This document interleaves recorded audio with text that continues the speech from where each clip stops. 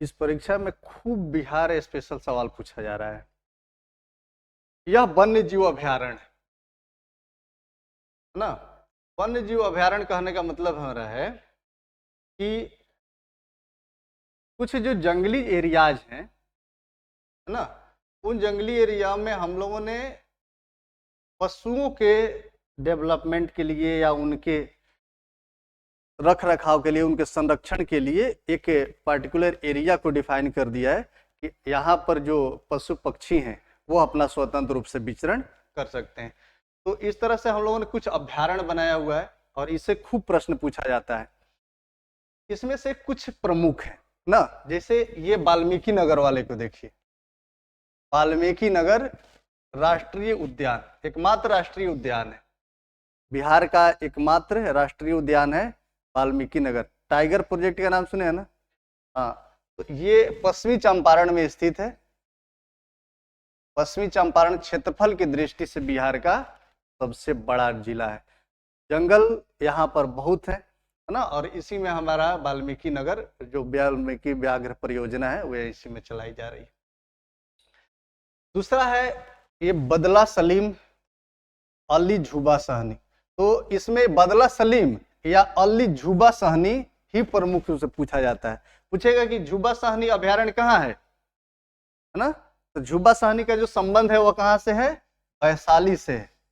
तो right answer क्या मारेंगे, वैशाली में। बक्सर, तो ये तो आसान है, बक्सर जिला है, बक्सर में यह मौजूद है। कैमूर, ये भी आसान है। कैमूर वन्य जीव अभ्यारण्य कहाँ पर है, कैमूर में। तो बक्सर पूछे या कैमूर पूछे आप आसानी से जान सकते हैं कि पूछबे नहीं करेगा। आज तक ना पूछा है ना पूछने की संभावना है, क्योंकि अच्छा पूछा क्या है, गौतम बुद्ध। अच्छा, बुद्ध का जो संबंध है वह राजगीर से भी रहा है, गया से भी रहा है ना, और भी जो बिहार के क्षेत्र है जैसे वैशाली है यहाँ से भी रहा है, उनका नेपाल से भी रहा है, लुम्बिनी से रहा है, यूपी में रहा है। तो अब इसमें अंदाजा लगाना थोड़ा सा मुश्किल हो जाता है, क्या कि जब पूछेगा कि गौतम बुद्ध अभ्यारण्य कहाँ पर है तो इसमें राजगीर और गया दोनों ऑप्शन में डालेगा। बात समझे, वैशालियो डाल दिया तो अब इसमें थोड़ा सा कंफ्यूज कर जाइएगा, है ना। तो इसको निश्चित रूप से याद रखिएगा, गौतम बुद्ध जो अभ्यारण्य है वो कहाँ पर है, गया में मौजूद है। संजय गांधी जैविक उद्यान, ये चिड़ियाघर है, बच्चों का सबसे प्रमुख जो प्ले स्थान है। वो जैसे बिहार के जो बच्चे जाते हैं पटना कभी घूमने जाएं तो निश्चित रूप से इस संजय गांधी जैविक उद्यान में जाना पसंद करते हैं। गए कि नहीं आप लोग, गए ना। अब तो बहुत बढ़िया बना दिया, पहले इतना डेवलप नहीं था, अब बहुत अच्छा उसको कर दिया गया है। तो संजय गांधी जैविक उद्यान एक चिड़ियाघर है जो कहाँ पर स्थित है, पटना में। राजगीर अभ्यारण्य या इसको पंत अभ्यारण्य के नाम से भी जाना जाता है, कहाँ पर है। अगर राजगीर पूछे तो समझ में आ जाएगा, लेकिन अगर पूछे पंत अभ्यारण्य कहाँ है तब कहाँ पर मारिएगा, तब भी राजगीर मारिएगा। राजगीर आज के समय में बहुत डेवलप हो गया है। राजगीर में अभी जो हॉकी खेल स्टेडियम जो बनाया गया है, अभी एशियाई खेल वहीं पर हो रहे हैं, महिला जो एशियाई खेल हो रहे हैं, और बहुत सुंदर तरीके से राजगीर को डेवलप किया गया है। अगर समय मिले कभी तो आप राजगीर का विजिट जरूर करें।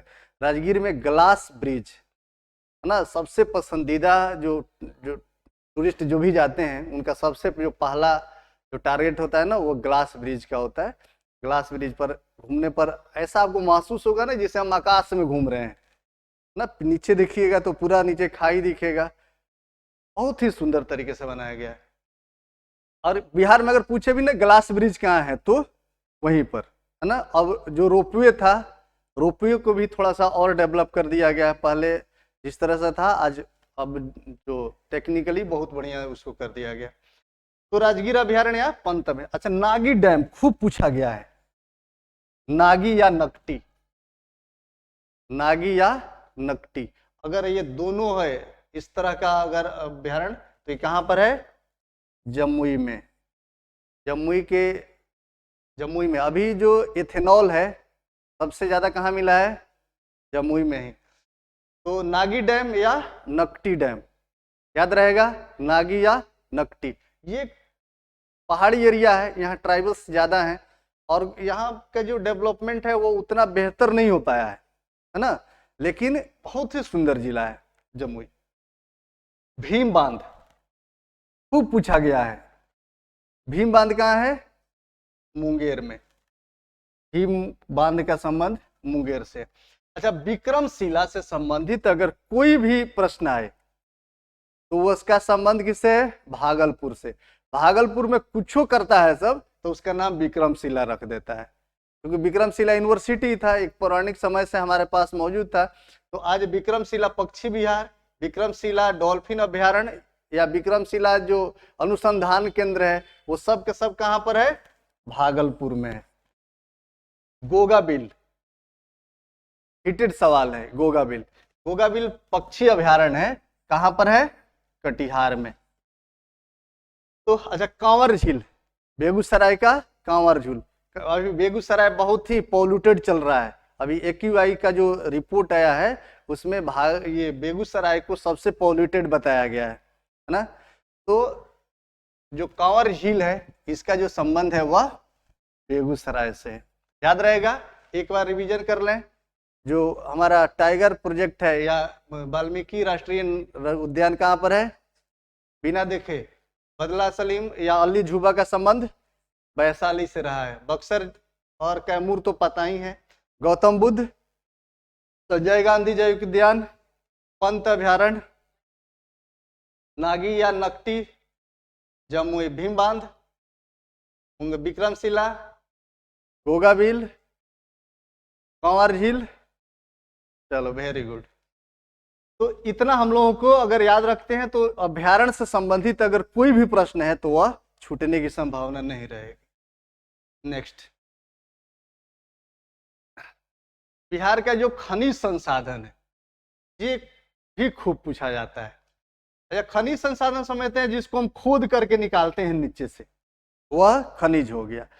तो प्रकृति ने जो भूमि के गर्भ में बहुत सारे ऐसे खनिजों को रखा है उसको हम लोग खोद करके निकालते हैं। जैसे आपका कोयला हो गया ना, मैग्नीज हो गया या जो कुछ भी है। इसका जो उत्पादन है वो बिहार में कुछ ही क्षेत्र हैं जहां पर हम लोग को खनिज मिलेगा, क्योंकि जो खनिज वाला एरिया था ना, अभी हमने बताया ना कि झारखंड में मौजूद था, वह चला गया अब नवंबर 2000 के बाद में वो झारखंड में। तो यही वाला एरिया है ना, नीचे वाला जो एरिया है वो है झारखंड का, ऊपर वाला एरिया है ऊपर नेपाल, इधर पूरब में पश्चिम बंगाल, पश्चिम में उत्तर प्रदेश। तो इसी के मध्य हमारा ये बिहार मौजूद है और जो दक्षिणी भाग है वो वही खनिजों से संपन्न था और उसको हम लोग दे दिया झारखंड को। लेकिन उसमें से कुछ जो है ना, अब ऐसा तो नहीं कि एक लाइन बना करके प्रकृति ने रखा है, उसमें नीचे जो है हमारे तरफ भी कुछ घुसा हुआ है। तो निचला जो एरिया है ना, देखो नीचे का जो इतना भी डिस्ट्रिक्ट है ये सब खनिजों से खूब संपन्न है ना। ये जो छोटा नागपुर का पठार है वो इधर ही है ना, इसी का एक्सटेंशन है। कुछ जो पहाड़ियां हैं और इन्हीं पहाड़ियों के आसपास में हमारा जितना भी खनिज संसाधन है मौजूद है। कुछ खनिज संसाधन इधर है ना, जो मात्र पूर्वी चंपारण और सारण में आपको मिलेगा या बेगूसराय में ये सोरा मिलेगा है ना। सोरा का जो उपयोग है वह विस्फोटकों में इसको विस्फोटकों में इसका प्रयोग किया जाता था।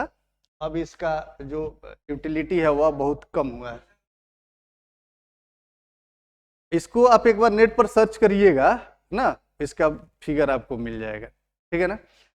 चलिए, चूना पत्थर ये बहुत ही महत्वपूर्ण है। चूना पत्थर इसलिए महत्वपूर्ण है क्योंकि हम लोग सीमेंट या जो टाइल्स है इसका निर्माण में इसका खूब प्रयोग करते हैं, है ना, लाइमस्टोन का।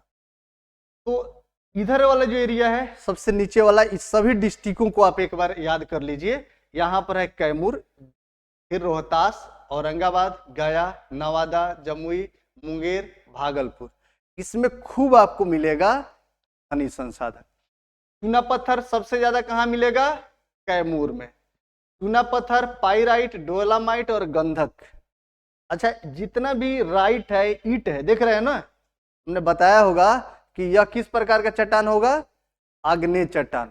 आग्नेय चट्टानों में जो शब्द होते हैं, जो उसके नाम होते हैं, उसके लास्ट में ईट आपको मिलेगा।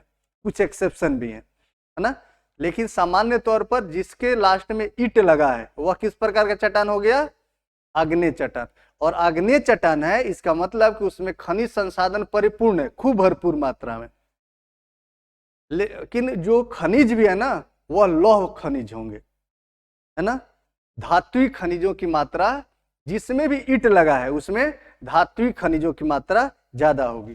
तो पाइराइट किस प्रकार का चट्टान होगा? आग्नेय चट्टान। डोलामाइट किस प्रकार का चट्टान होगा? डोलामाइट आग्नेय चट्टान। गंधक ये भी वही है। तो कुल मिलाकर के जो चूना पत्थर, पाइराइट, डोलामाइट या गंधक, अगर हमको लोहा का उत्पादन करना हो, लोहा कहां से खोजेंगे? रोहतास। चूना पत्थर कैमूर, चूना पत्थर, पाइराइट, डोलामाइट और गंधक कहां पर? रोहतास में। कोयला हमारे पास है कहां पर? औरंगाबाद में।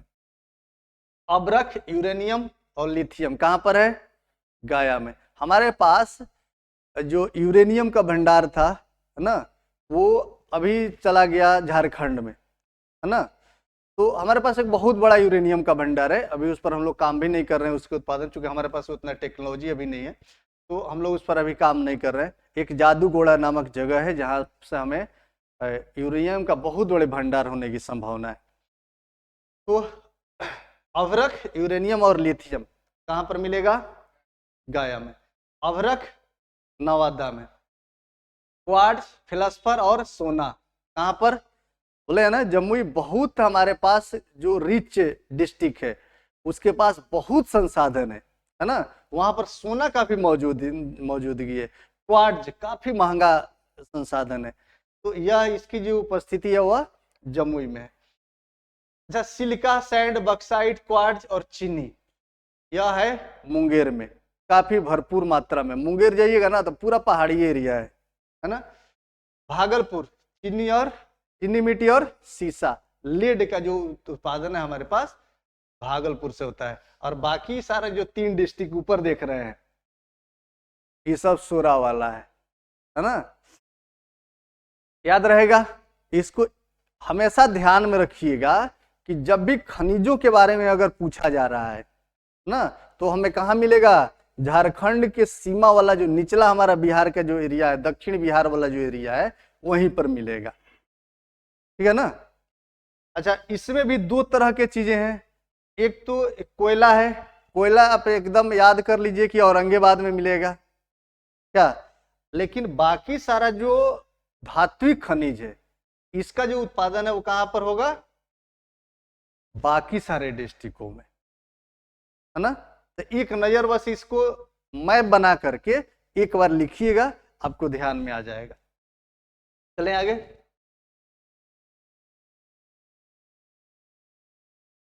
नेक्स्ट, बिहार की नदियां काफी महत्वपूर्ण है। खूब पूछा जाता है कि बिहार की नदियां, ये नदी कहाँ से निकलती है, कहाँ पर जाती है।